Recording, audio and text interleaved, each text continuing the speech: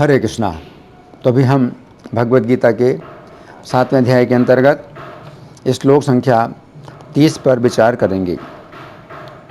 साधिभूतादिदेवं मां साधियज्ञं च ये विदुः प्रयाणकालेऽपि च मां ते विदुर्युक्तः चेतसः।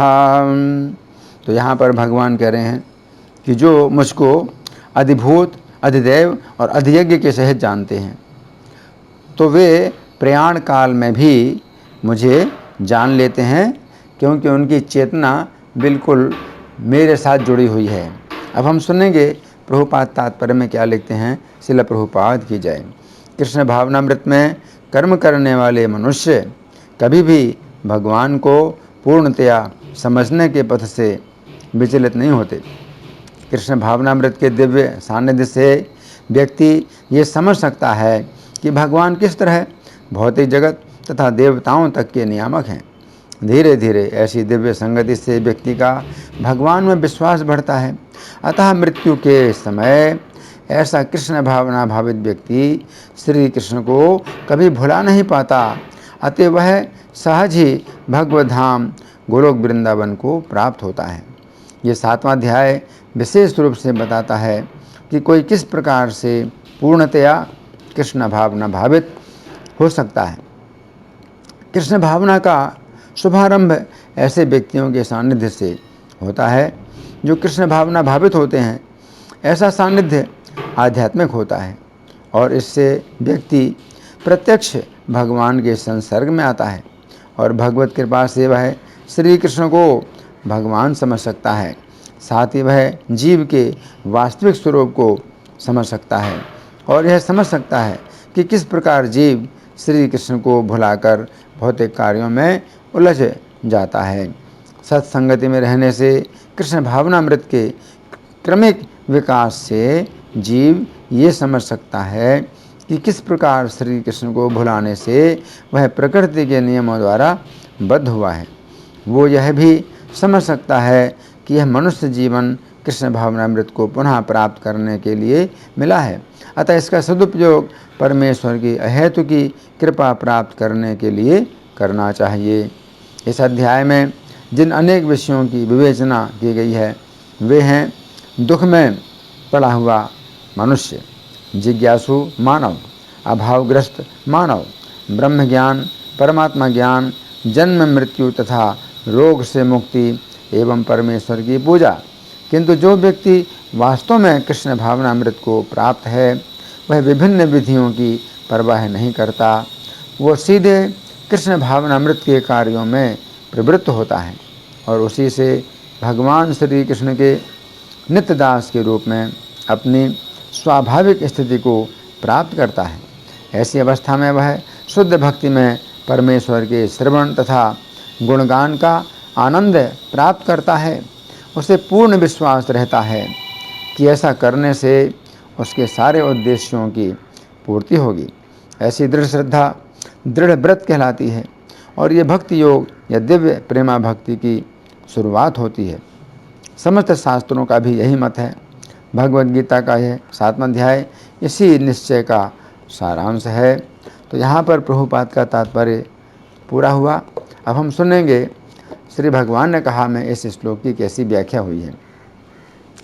पिछले श्लोक में श्री कृष्ण ने कहा था कि जो लोग जरा मरण से छूटने के लिए श्री कृष्ण के आश्रय में भजन करते हैं वे तद्ब्रह्म संपूर्ण अध्यात्म तथा समस्त कर्म को जान लेते हैं। उस समय अर्जुन के मन में संशय उत्पन्न हुआ कि यदि व्यक्ति श्री कृष्ण का भजन करते हुए उपरोक्त 3 तत्वों को जान लेता है तो इस प्रकार क्या वह श्री कृष्ण को भी जान पाता है अथवा वो श्री कृष्ण को बिल्कुल भी नहीं जान पाता है। अंतर्यामी होने के कारण श्री कृष्ण अर्जुन के संशय को समझ गए। अतः उन्होंने इस श्लोक में बताया है कि जो व्यक्ति श्री कृष्ण के आश्रय में भजन करता है वो श्री कृष्ण को 3 प्रकार से जान लेता है तथा जीवन के अंत में भी श्री कृष्ण को जानता है। इस श्लोक में श्री कृष्ण की 2 अत्यंत महत्वपूर्ण शिक्षाएं हैं जिनकी हम क्रम पूर्वक चर्चा करेंगे।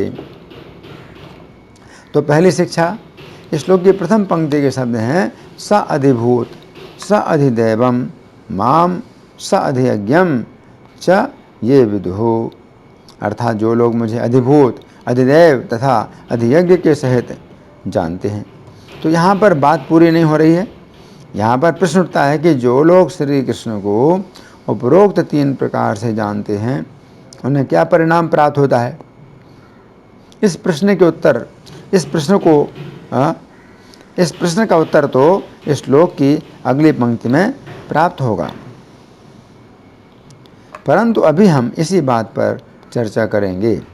पिछले श्लोक में श्री कृष्ण ने बताया था कि जो लोग उनके आश्रय में भजन करते हैं वे तद्ब्रह्म, संपूर्ण अध्यात्म तथा समस्त कर्म को जान लेते हैं। अब इस श्लोक में श्री कृष्ण बतला रहे हैं कि वे तद्ब्रह्म को जिस समय गहराई से जानते हैं उस समय वे तद्ब्रह्म की 3 विशेषताएं जान लेते हैं, जो विशेषताएं जीव ब्रह्म में नहीं है। ये 3 विशेषताएं वही हैं जो श्री कृष्ण ने गीता 5:29 में बताई हैं।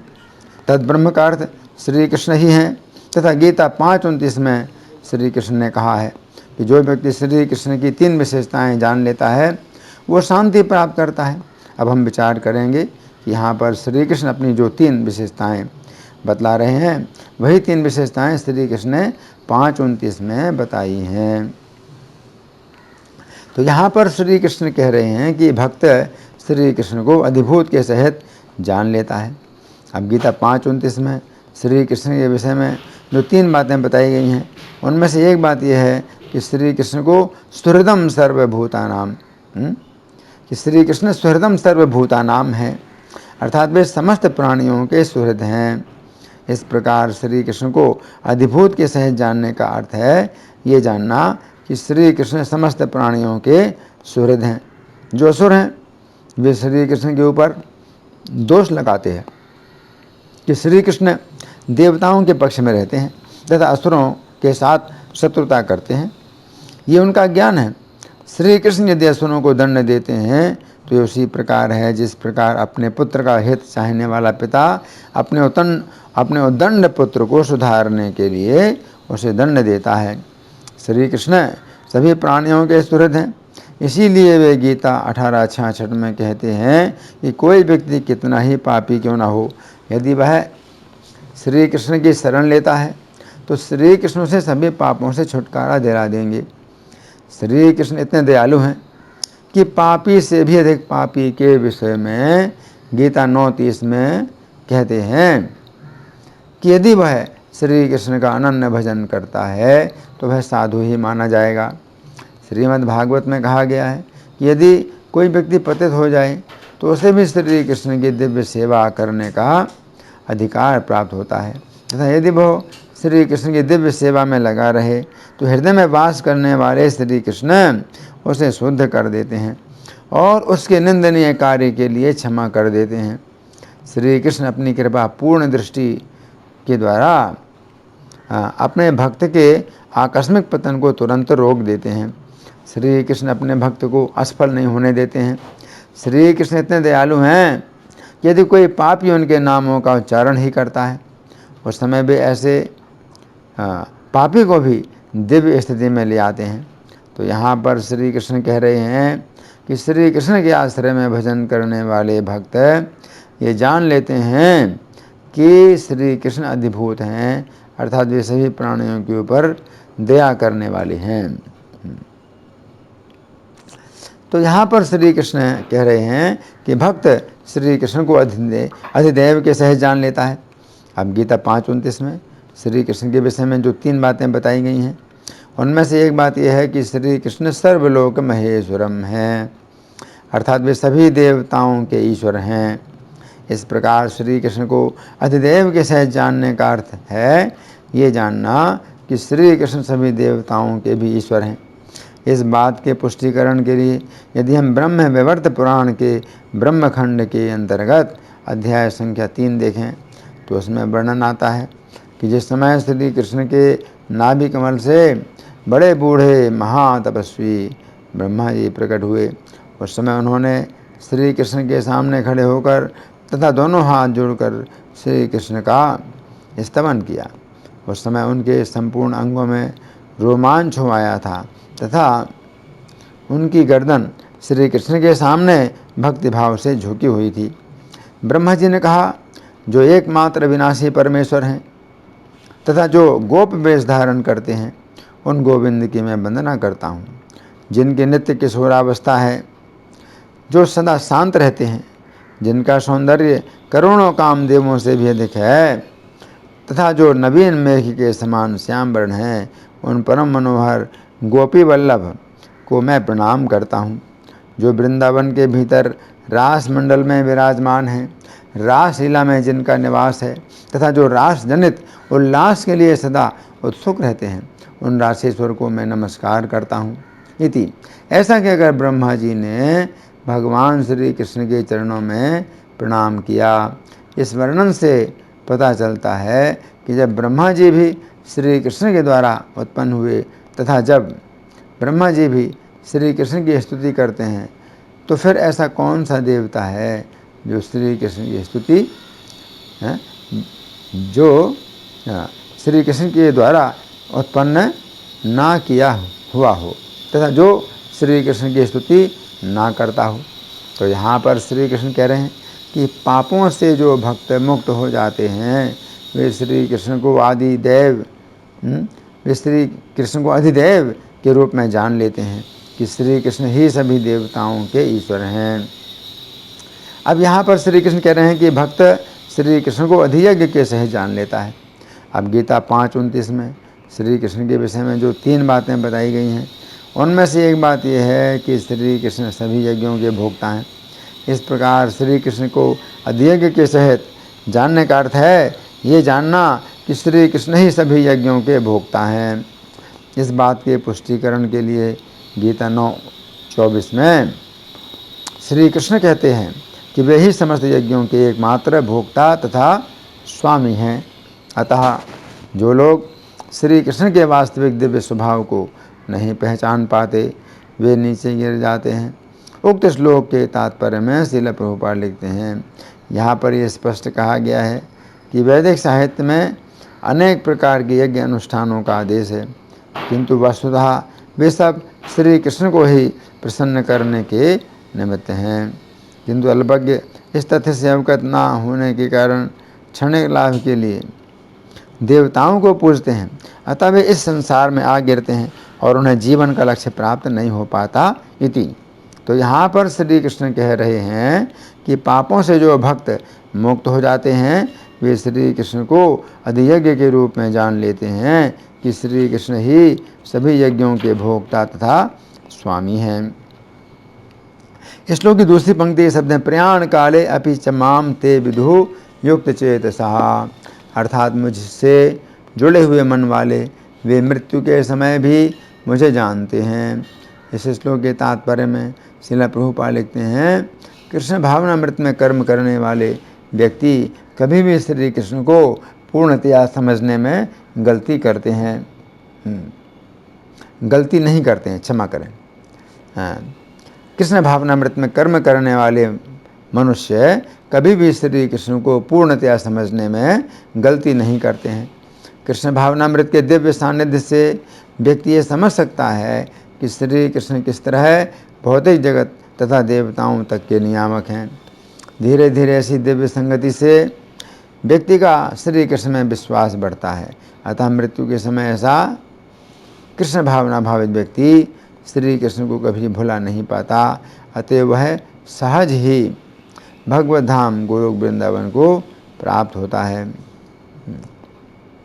तो यहाँ पर श्री कृष्ण कह रहे हैं कि जो भक्त श्री कृष्ण में ही अपना मन लगाते हैं, वे मृत्यु के समय श्री कृष्ण को ही जानते हैं। इसका अर्थ है कि वे श्री कृष्ण के धाम में जाते हैं। गर्ग संहिता के विज्ञान खंड के अंतर्गत अध्याय संख्या 2 में वर्णन आता है कि विभिन्न प्रकार की उपासना करने वाले लोग विभिन्न प्रकार की गतियाँ प्राप्त करते हैं। जिन्होंने वनवासी होकर पंचाग्नियों का सेवन किया है, वे सप्तर्षियों के लोक में जाते हैं। जो संन्यास आश्रम के नियमों का पालन करने वाले हैं, वे सत्यलोक में जाते हैं। जो ब्रह्मचर्य पूर्वक अष्टांग योग का सेवन करते हैं, वे जनलोक यमहर लोक में जाते हैं।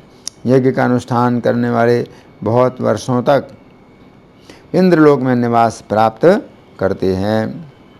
दानशील व्यक्ति चंद्रलोक को तथा व्रतशील पुरुष सूर्यलोक को प्राप्त करता है। तीर्थों की यात्रा करने वाले अग्निलोक को, सत्य प्रतिज्ञ वरुण लोक को, विष्णु के उपासक विष्णुलोक को तथा शिव की आराधना करने वाले शिवलोक को प्राप्त करते हैं। जो संतान की कामना से पितरों का पूजन करते हैं वे पितृलोक को जाते हैं। पंचदेवों की उपासना करने वाले स्वर्गलोक को जाते हैं। प्रजापतियों के उपासक प्रजापतियों के लोक को जाते हैं। भूतों को पूजने वाले भूतलोक को और यक्षों को पूजने वाले यक्षलोक को प्रयाण करते हैं। जो जिसके भक्त होते हैं वे उसी के लोक में जाते हैं, इसमें कोई संदेह नहीं है। जो बुरे संग के वशीभूत होकर पाप में रचे पचे रहते हैं वे यमलोक को जाते हैं, जो दारुण नरकों से घिरा है। ब्रह्मलोक पर्यंत जितने भी लोक हैं उनमें जाने से पुनरागमन होता है। इसलिए व्यक्ति को श्री कृष्ण का निष्काम भक्त बनना चाहिए। फिर प्रेम लक्षणा भक्ति के द्वारा श्री कृष्ण के भक्तों का प्रीति पात्र बनकर श्री कृष्ण के चरण कमलों की उपासना करनी चाहिए। जो हठपूर्वक समस्त लोगों का संहार करने वाली है वो मृत्यु भी श्री कृष्ण के धाम में पहुंच जाने पर शांत हो जाती है। जहाँ गए हुए प्राणी वहाँ से लौटते नहीं हैं।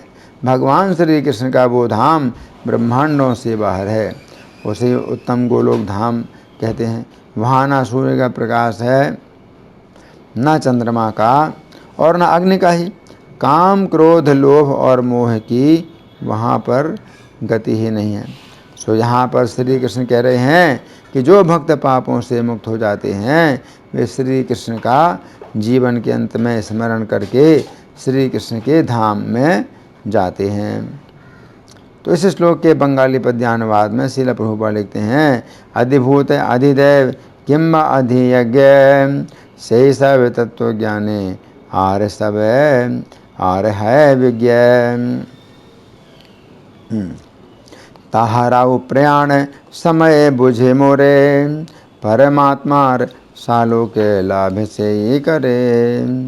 यहाँ पर श्री कृष्ण अर्जुन से कह रहे हैं परमात्मार सालों के लाभ से ही करे, अर्थात हे अर्जुन अंतकाल में मेरा स्मरण करके व्यक्ति मेरे धाम में आता है, अतः तुम मेरे भक्त बनो। तो यहाँ पर भगवान ये कह रहे हैं साधिभूताधिदेव माम साधियज्ञम चे विदुः, कि जो मुझे साधिभूत अधिभूत के सहित अधियज्ञ के सहित अधिदेव के सहित, पहला है अधिभूत, दूसरा अधिदेव और तीसरा अधियज्ञ। तो भगवान कह रहे हैं कि जो लोग श्री कृष्ण को अधिभूत के सहित फिर अधियज्ञ के सहित नहीं, अधिभूत के सहित अधिदेव के सहित अधियज्ञ के सहित जानते हैं, प्रयाण काले पिचमाम ते विदुर्युक्त चेतसा। तो प्रयाण के समय भी वे श्री कृष्ण को जान लेते हैं। क्यों? युक्त चेतसा, हमेशा उनका चित्त जो है युक्त रहता है ना। तो अधिभूत का मतलब क्या है? 5वें अध्याय के अंतिम श्लोक में जो 3 बातें बताई। तो अधिभूत का मतलब क्या है? सुहृदम सर्वभूतानाम, श्री कृष्ण सब प्राणियों के सुहृद हैं, है ना। तो श्री कृष्ण को अधिभूत के साथ जानने का मतलब क्या है कि श्री कृष्ण समस्त प्राणियों के सुहृद हैं, वे सुहृद हैं। तो ये बात समझने की है कि वे सब प्राणियों के सुहृद हैं। अगर श्री कृष्ण को प्रसन्न कर लिया तो सबको प्रसन्न कर लिया, ये बात समझना है और इसी बात की गहराई में जाना है ना। फिर दूसरा जो है जो दूसरी बात अर्जुन ने कही वो क्या है? अधिदेव के सहित श्री कृष्ण को जो जानता है। अब श्री कृष्ण को अधिदेव के सहित जानता है, तो इसका मतलब क्या है? अधिदेव सर्वलोक महेश्वरम, ये समस्त लोकों के महान ईश्वर। तो श्री कृष्ण समस्त लोगों के महान ईश्वर हैं, ये बात जानना है। फिर साधियज्ञम चे विदुः, श्री कृष्ण को अधियज्ञ के सही जानना। तो अधियज्ञ के सही जानने का मतलब क्या है? गीता 5:29 में कहा गया है श्री कृष्ण को भोक्तारम यज्ञ तपसाम, कि मैं यज्ञ तपस्या का भोक्ता हूँ। तो जो व्यक्ति प्रयाण इस प्रकार से श्री कृष्ण के तत्व को जान लेता है तो प्रयाण काल में भी वो श्री कृष्ण को जान पाता है। धन्यवाद। हरे कृष्णा।